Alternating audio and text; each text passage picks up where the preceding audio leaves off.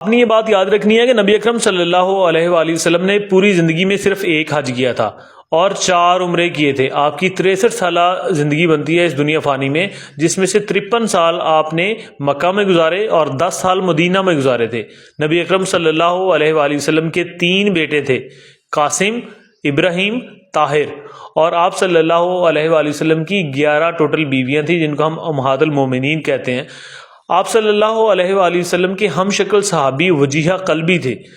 یہ جنگ احد کے وقت یہ صحابی شہید ہو گئے تھے، اور ایک دفعہ یہ بات پھیل گئی تھی کہ شاید نبی اکرم صلی اللہ علیہ وآلہ وسلم نعوذ باللہ شہید ہو گئے۔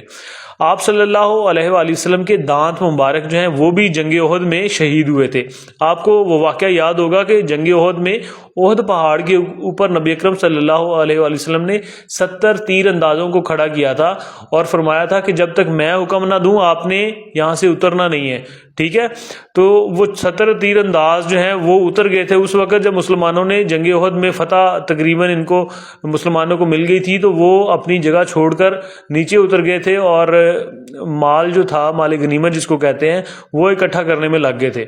تو کفار کی جانب سے ان کے سپہ سالار تھے ابو سفیان، جو بعد میں مسلمان ہو گئے اور صحابی بنے۔ اس وقت وہ کفار کے سپہ سالار تھے، کفار کے بڑے جنگجو تھے۔